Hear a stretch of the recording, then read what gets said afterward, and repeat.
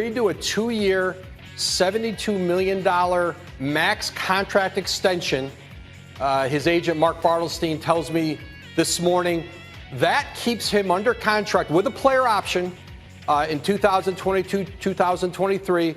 That keeps him now under contract and out of free agency for the next 3 years. It is a remarkable commitment from Beal to an organization that is in a downturn now. Ted Leonsis, their owner, Tommy Shepard, their new GM, sold Beal in these last few months on a future in Washington, and he can opt out of his deal in 3 years, and if he re-signs in Washington, could sign the biggest deal in league history.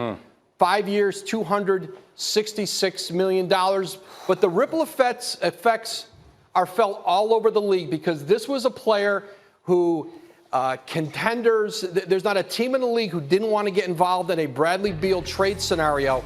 Now he is, that conversation will not happen. He is committed to Washington, and this is a great day for the Wizards. No question about it. So there's so much to unpack in this story. Let's briefly start there. We are living in a time where star players are forcing their way out of good teams, much less teams that are struggling. So this is quite a statement that Bradley Beal is making about Washington. It's a massive statement for the Wizards and Tommy Shepard. So my thing is, in the age where Kevin Durant leaves Golden State, you have Kawhi that leaves Toronto after winning a championship. Now you're having Bradley Beal say, I want to stay here in D.C. And actually, he didn't counter at all throughout the course of the year. He said, this is going to be a year of patience. I have to reevaluate all my decisions, but I want to be here. That says huge statement for the Washington Wizards. Look, I mean, we're at a time where football players are forcing their way out of teams they don't want to be on anymore. So Bradley Beal makes the huge commitment to stay in Washington. They'll rebuild around him. In the meantime, let's put some names to the teams that you think are very disappointed this morning, Woj. Who is it out there that thought they were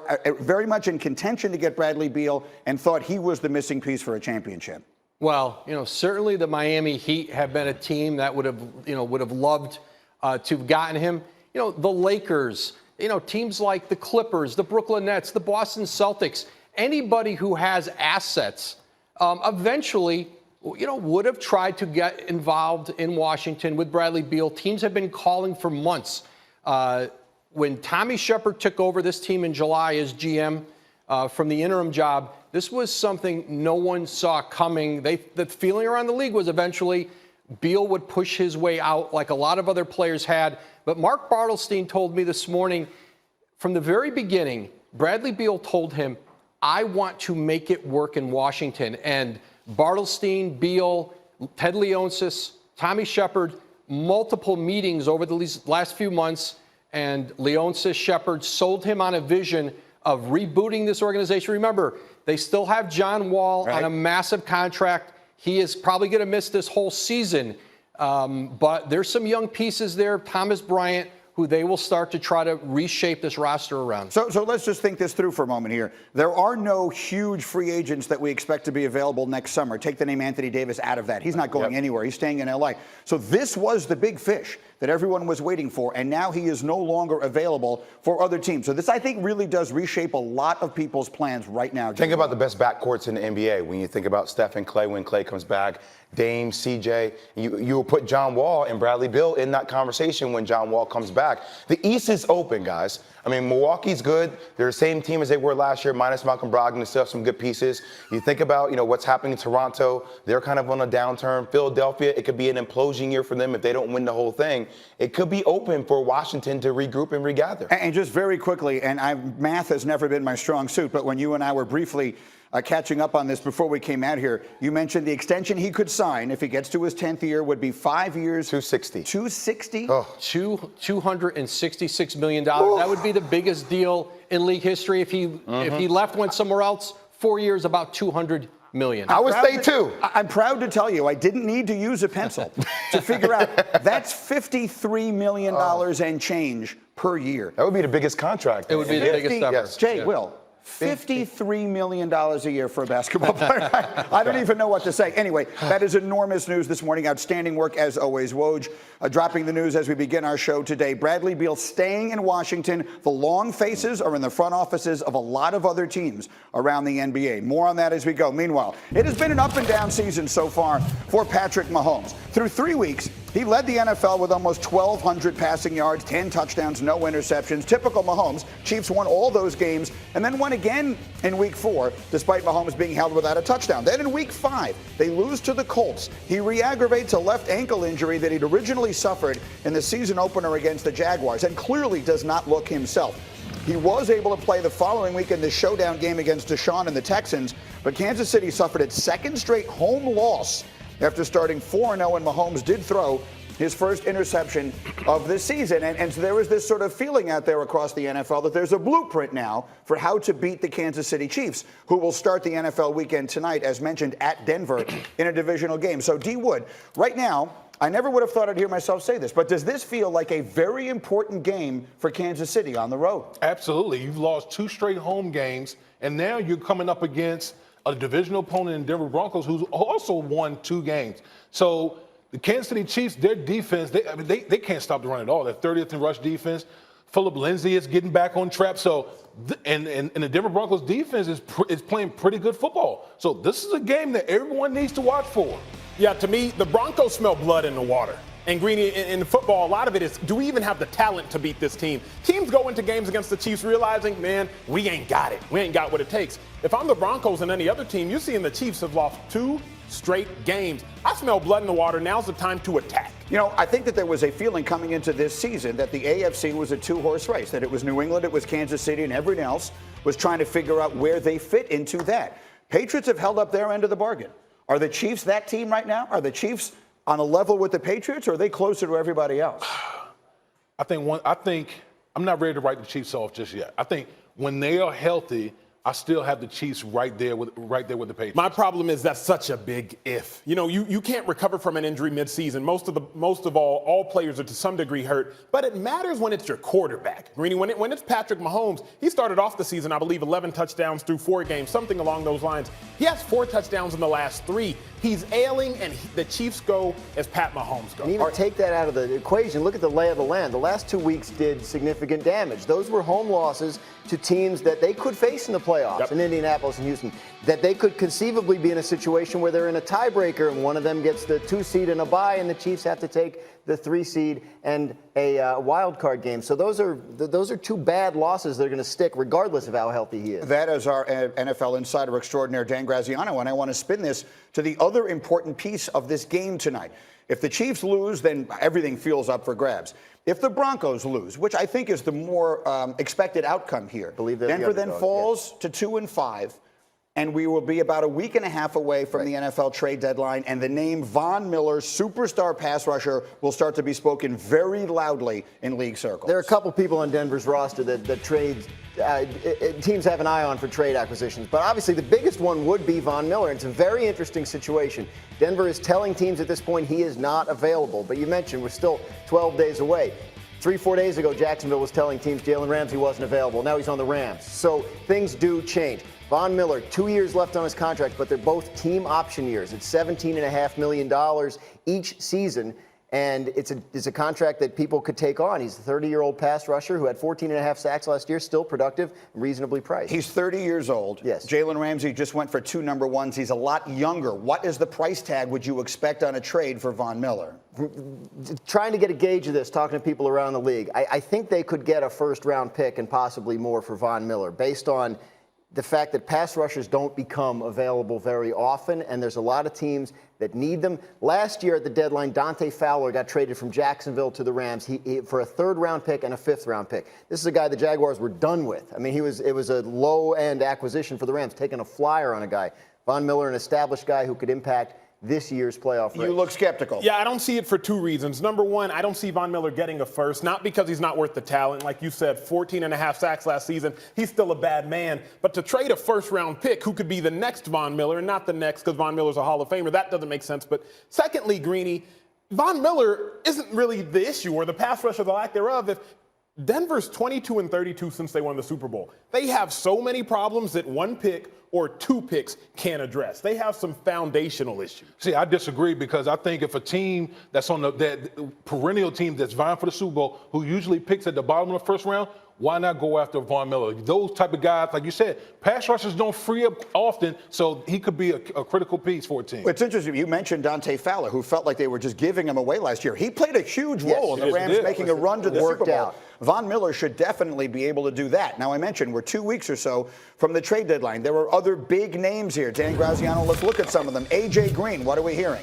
This is the final year of his contract in Cincinnati. Hasn't played yet this year, and obviously the Bengals season is going nowhere at 0-6. So teams have been calling to see if he's available. Again, Cincinnati is telling them no, but things do change as the deadline gets closer and the offers get better. A lot of teams out there looking for a receiver, most prominently the New England Patriots. And if they're involved, a lot of other teams are going to be involved. Imagine A.J. Green on the Patriots, or maybe this guy. How about Stephon Diggs in Minnesota? Weird situation here because they're 4-2. They're not in a mode where they're going to be dumping their good players, and his contract is team favorable. But there's been some issues with him the last couple of weeks. He missed a practice. He's had some issues with some things that have been going on there. There's some chatter that maybe he doesn't love that contract he signed last summer. So it's possible, especially if they start losing a couple games here, they could look to maybe make a move that just sort of shakes things up. But they would want another asset in return that could help them this year. Well, let's look at his season, okay? So through the first 3 games this year, Diggs had just 6 catches and 1 touchdown. But in the last 3 games, he's been completely rejuvenated. You look at the numbers. He's had more catches than he did targets. He's been spectacular and caught 3 touchdowns last week. Stephon Diggs, it feels to me, is a guy that if I'm Minnesota, why would I even be considering this? I think they look like a team that if they get things right, could make a deep run this year. Imagine, like, that get-back game against the New York Giants did wonders for Kirk Cousins because now he goes on and completely thrashes the Philadelphia Eagles, right, last week. So, if I'm Minnesota right now, I should be feeling pretty good about what Kirk Cousins is doing and how he's responded to the criticism that he got from his receivers. Yeah, Diggs ain't going nowhere. I mean, they honestly, Minnesota, they punked Diggs in the first place when he tried to voice his displeasure, and then they fined him, and then he played, and he was like, you know what, I'm happy here. He already got punked. He's not going anywhere, and nor should he, because he balled last week, and he is a flat-out stud. Well, you were there last week, Graziano. What were people saying? Look, it's a little bit of a fragile situation. Had they lost that game to the Eagles, I think things would look a lot different. So think about if they lose to Detroit this week, things could start to look different. The whole division is 500 or better. They know it's going to be tough. They've already lost to the Packers and the Bears. It looks good right now. Beat up on the Giants and beat up on the Eagles defense, but it's not 100% solid. Another big division game for them this week against Detroit. Our next stop is Cleveland. One of the biggest stories, of course, across the sport this year has been the regression of Baker Mayfield. Through 6 games, he leads the league with 11 picks. His QBR is under 40. The Browns are 2-4. They're on their bye week. Yesterday, their general manager, John.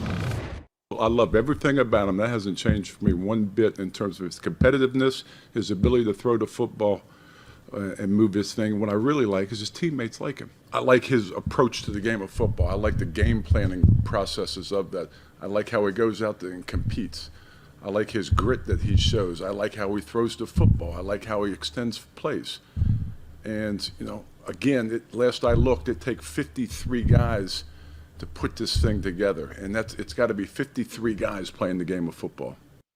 Just fascinating that here we are. We sit 6 weeks into this season with all of these expectations, and after the rookie year he had last year, and the GM has to sit up there and give a voice of support, if you will, a vote of confidence for the young quarterback. But they're in their bye.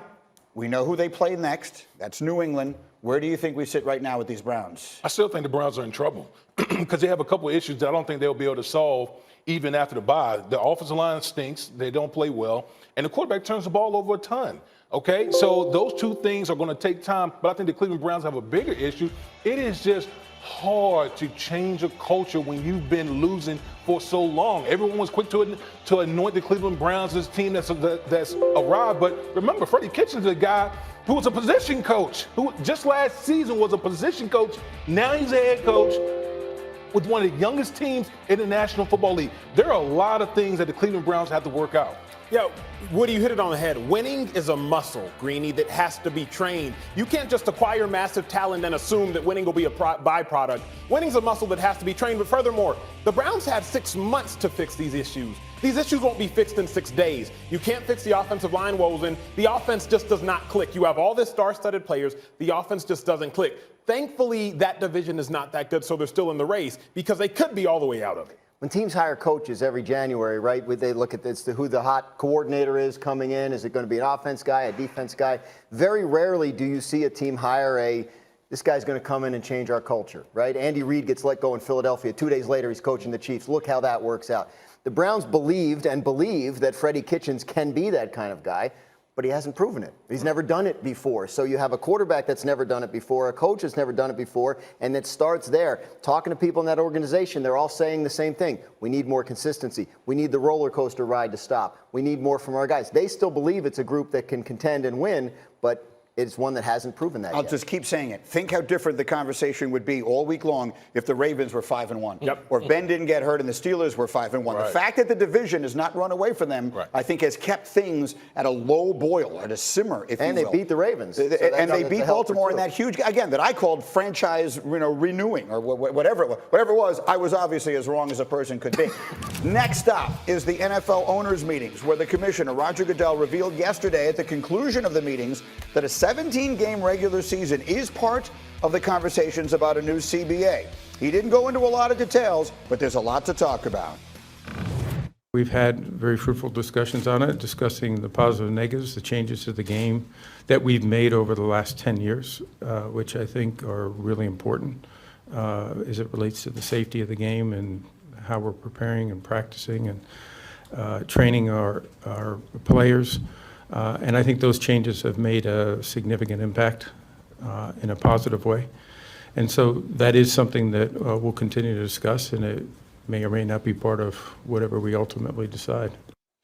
Okay, so this to me is fascinating. Dan, I want to start with you from the information piece of this, because this is a somewhat precarious time in these conversations, and this is a big deal. Yeah, we've reached the point where it's kind of an important, critical time for these CBA negotiations, if they are to get done during the season, which is the hope from both sides.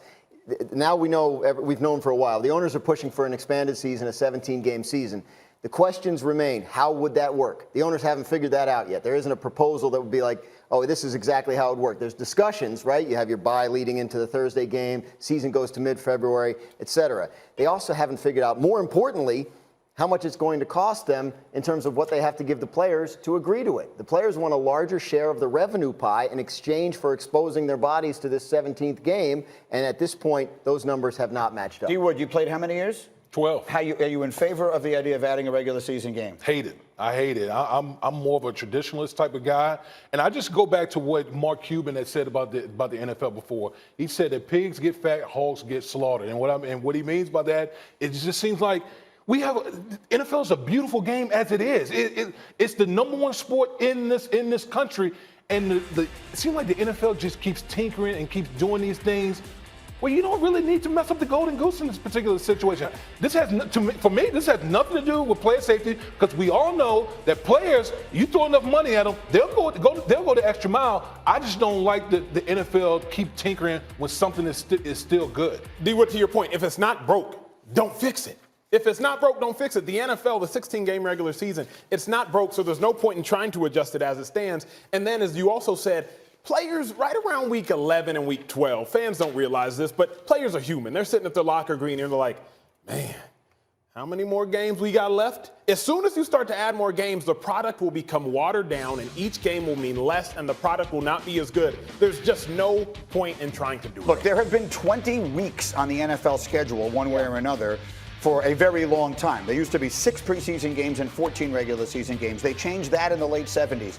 This would probably mean removing an exhibition game and all the rest of that. Dan, how would you assess the likelihood this gets done? I think there's a strong likelihood, but it's important for people to understand that the owners are not 32 united minds on this, and there are owners that would rather keep it the way it is and not have to give back all that money to the players, and so they have to figure all that out for themselves before they get back to the bargaining table. Possibility of a 17th game. Maybe there's one that they move all over the place. Very interesting stuff. We are very busy, as you can tell, on this Thursday morning with our breaking news and much more. Coming up, Sunday's marquee NFL game, Dak against Carson. Which quarterback would you take? We had a spirited discussion yesterday. We'll see what these guys think today. And we cannot take our eyes off Zion.